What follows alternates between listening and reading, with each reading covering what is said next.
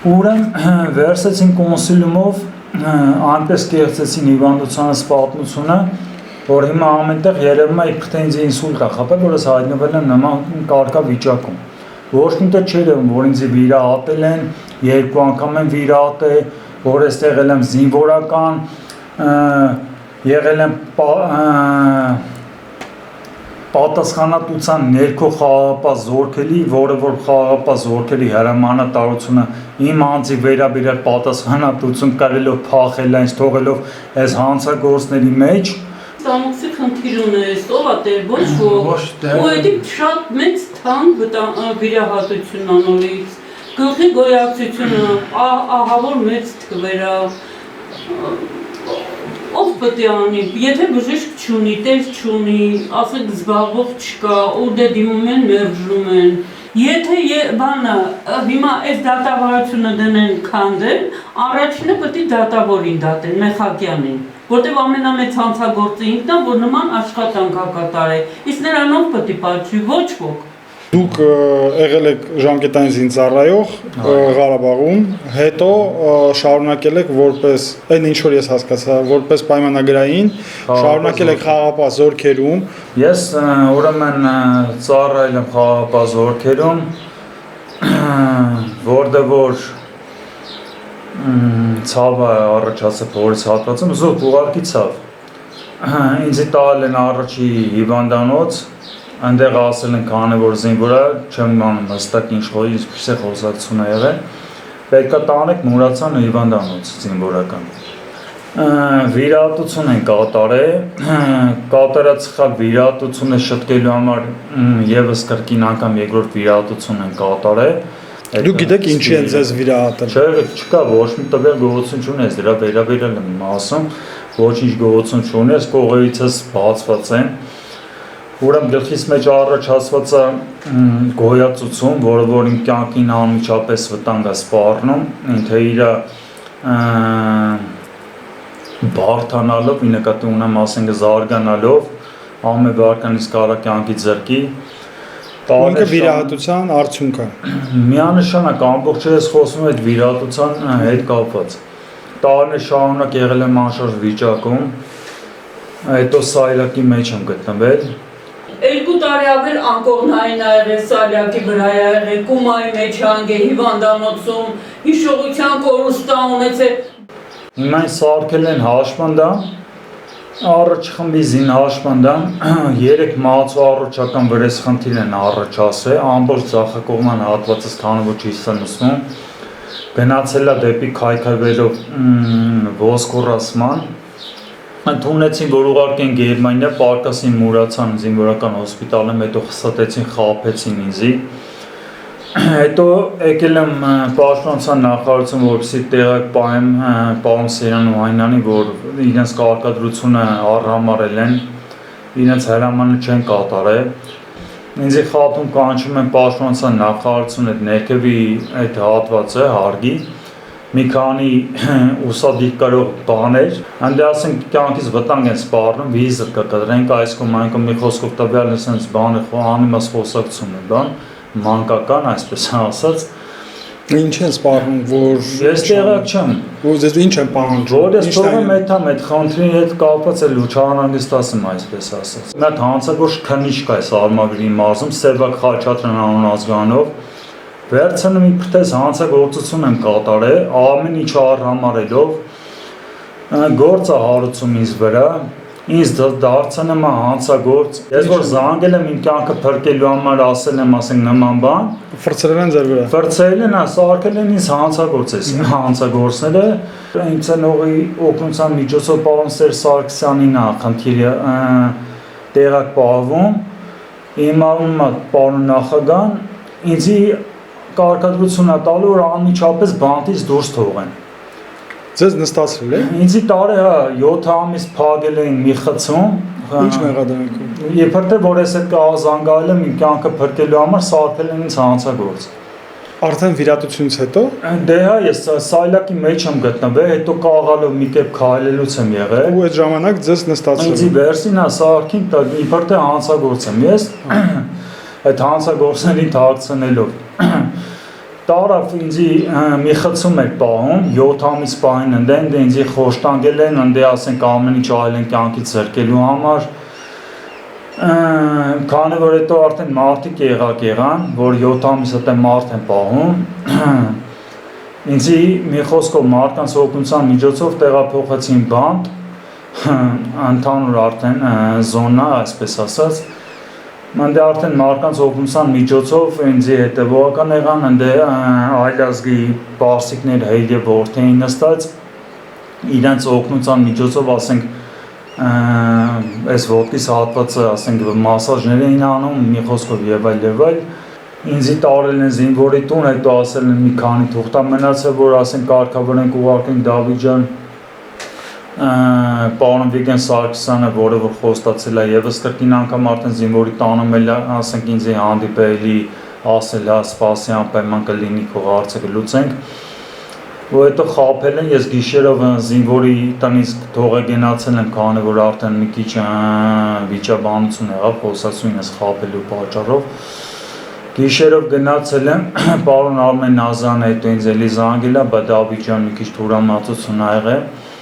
Հիմա մեքենա կուղարկեմ ձեզի տանեն Մուրացյան հոսպիտալ պարկասնեմ, մինչև այդ թղթերի հարցը կարգավորենք, ձեզի ուղարկեմ Գերմանիա։ Ինձի տարան պարկասին Մուրացյան հոսպիտալ, ուրեմն նույն էս հանցագործ քնիչը, որը որ ասենք նման ձևի ինձ վրա գործերը հարուց է, իմ վրա գործ է բացում, իբր թե գտնում եմ փախուստի մեջ, գալիս են մի 5 քանի հոգով ոստիկան, մտնում են, որ իրավունքը նաև եւս չունեն, զինվորական հոսպիտալ, ինձ իտ ծեծելով ասենք ամբողջ այս չաշխատող ձախակողման հատվածի այս թևս ջարդում են մի խոսքով վրա են տալի եւ այլ բերում են այս նույն հանցագործ քնիչի մոտ իբր թե սա փախուստի մեջ եմ գտնվելուց եղել ով ատաբե գործ այս քնիչին պաշտպանության նախարարությունից որ այդ գործը բացի բացարձակապես որովիցե մեկին 9 տարում չեն կանչում դատավարություն Սերյան Օհանյանն ամենամեծ հանցագործը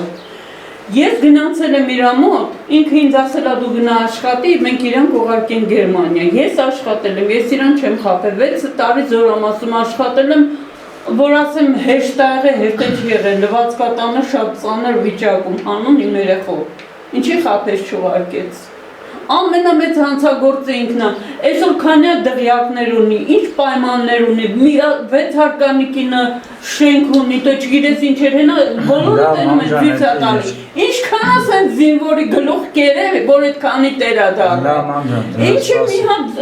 ուղարկեցին, ինչ էր։ Իսկ այդ ժամանակ ես իրան չէի կարող ուղարկել, ասեմ ինչի համար, որտեղ ես որ գնացի Դավիթից տեսա սավանով ծածկված Իմ ամուսինը Մալացիա հիվանդանոցից ծանոթ բժիշկ ուներ, դրա միջոցով լիքը բժիշկներ ա բերել, որպես բարեկամ մցրել են նեքսել։ Ինձի դուք պատկերացրեք ինչ վիճակում եմ եղել, ես որ թողել եմ մտնեմ վերակենդանացման բաժին, իմ երեխուն խնամեմ, որոնց ոչ ոք մտնելու իրավունք չունի։ 7 ամիս իր հետ մնացել եմ ընդեր։ Ընդերից Կարմիր խաչ 5-6 անգամ մենակ Կարմիր խաչ ա պակել մեր միջոցներով։ Պարզապես մեր խնդրանքը դա է մեզի ընդամենը գումարը հավաքարվի կամ մի միջոց տրամադրի հնարավորություն ստեղծելու համար այս երկրից հեռանանք, այդքան մեր։ Երկրորդ անգամ այս գործը բացեն նույն այդ հանցագործ քնիչը, ուրեմն ինձի վերցնում տանում են գիժանոց, նույն այս քնիչի կարգադրությամբ։ Մեկ ասում ա կուղարկեմ, գնա հիվանդանոց, այն մյուսը պատվեր ա տալի, որ որպես փախուստի մեջ ձերբակալեք, տարեք գործ հարուցեք։ Ու վերցնում են Դավիթին տանում են հոգեբուժարան, բայց ընդ քանի որ անմիջապես զանգեցին Ամարյան Ալիկը փաստաբան,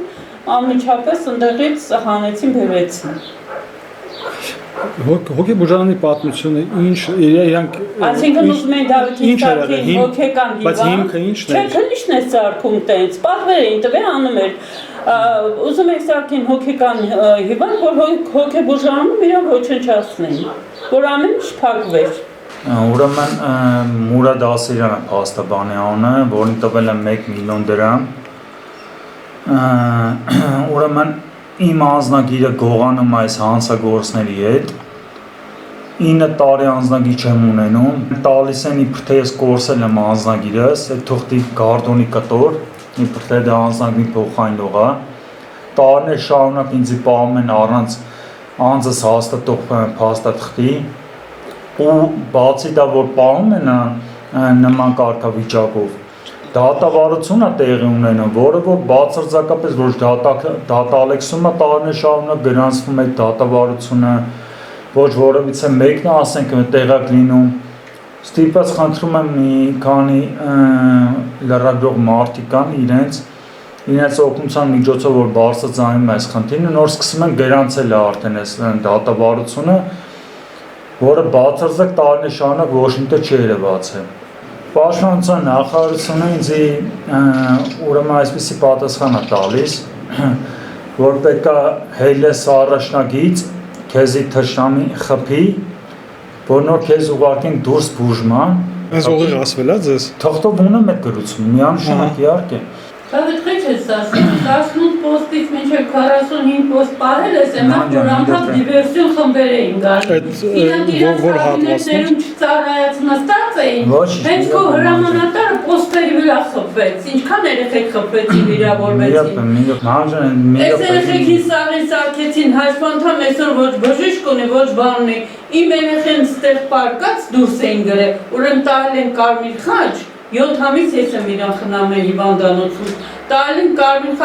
խաչից բերել եմ տուն, մի հոգի չի եկել, մի հատ մարդ չի զանգել, հարցնի ոնց չի, տեղորայքները, որ արդեն չէի հարցնում, գնացել եմ Սերյան Օհանյանի մոտ, բա ուղարկեմ գնա աշխատի, որ կարենաս սնունդ է հարցնես, որտև իրան եմ բաղ շատ սնունդ էր պետք, 93 կիլոից մնացել էր 50 կիլոյի չկար, 48-ը ես իմ ինչ կամ այդ վիրահատություններից հետո, ես գնացի աշխատել եմ, որ իմ երեխու կյանքը փրկեմ, անգամ չեն օգնել 29,000 դրամ, բան էին տալիս թոշակ, այն էլ այդ 29,000-ից 13,000-ը խաղաղապան էր տալիս, խաղաղապանի կողմից։ Այս սենց են ես երկրում, այս զինվորներին չեն սիրում, այս զինվորներին սպանում են։ Ով որ կենթանի է մնացել, դրանց էլ են ոչնչացնում։ Թուրքից ոչ մի բանով չեն տարբերվում։ Մենք ուզում ենք այս պետությունից գնանք, մեզ օգնենք, մենք այս պետությունից գնանք, իմ երեխու կյանքը ես օտար պետությունում ավելի լավ կփրկեմ, քան տեսել։ Մեր երեխեքին չեն սիրում, ծառայած երեխեքին ընտանիքներին չեն սիրում, որտեղ իմ ամուսինը հենց այդ դարձից մահացավ։ Իմ երեխան դեռ անտեր մնաց, անընտանիք, այս կարգավիճակում, տաներածը սաղ վաճառեցինք, որ իրան փրկենք։ Մանջան մի խանգրի, կարևոր է, մի խանգրի։ Այսի պետություն չեսի, այլանդակություն։ Մի խնդրանք էլի ես։ Այս ընթացքում է պապանացել։ Հա, մի քանի տարի արդեն։ Ես բնիկ Երևանցի եմ, ուղղակի այս խնդիրներից ելնելով ենք գտնում նստել։ Պարոն Սերյան Օհանյանը 2007 թվականին Արցախում կենտրոնական հարթակից, երբ որ պարատ էր տեղի ունեցել, հենց իմ առջև ես ընդեմ մասնակցել եմ պարատին։ Կանինած ինքը ասում է այն արժեքների գաղափարի մասին։ Ինքը ոնց է ծառայել։ Լավ, Մենք էլ համարյա իր հետ ենք ծառայել, ու այսօր ասում է, ինչի ուղարկենք, թող գնա կանգնի պոստերի վրա խփեն նոր։ 2 տարին էլ Ղարաբաղ։ Ամենավտանգավոր գոտում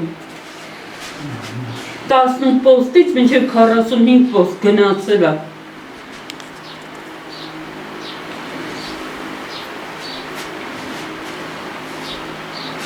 Ափսոս է երեխեքը որ գնացին, հազար ափսոս։ Այդքան փակել, կեղծել, մինչև ուր։ Ուրեմն մենք այս երկրի թշնամին ենք դուրս է գալի, քեզից արկեցին ռիցիդիվիստ, իմ երեխեն հլվեկալ եք տեսեք ինչ դիպլոմներ ունի, ինչ արգանք ունի, ինչ ջոկատներում ա եղել, ում հետ ա եղել, սարքեցին ռիցիդիվիստ, սարքեցին գիր, փրթեցին ոնց ուզեցին, ինչ ուզեցին արեցին, վերջում է սարքեցին ռիցիդիվիստ, տարան դատեցին, ու այդքանից հետո հալածում են։ Ես եթե կարելի է մի բան էլի հիշեցում որպես անեմ, ուրեմն պարոն Դավիթ Տոնյանն այն թոշակը մոտ մի 3-4 ամսվա չի տվել, ուրեմն դրա վերաբերյալ եղել է բարձր ձայնը, բայց հետո ջնջել են այդ վիդեոն, բայց այդ վերնագիրը կա էլի ինձ մոտ պահպանված։ Ուրեմն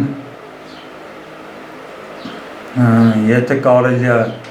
այդ իմ հասանելի թոշակը ինձ հատկացնեն, որը որ 15 տարի օգնություններից հետ միասին որևիցե միտը չի երևում։ Ցավեկան անգամ ճիշտ չեն տվել, որ թոշակը ճիշտ տան։ 2-3 անգամ դիմել են, պաշտպանության նախարարություն գնացել են, ասել են, ուղղենք մինչև օրս էլ ուղղում են։ Այսինքն դիտավորը, sense թշնամություն ես չեմ հասկանում, հանուն ինչի են անում։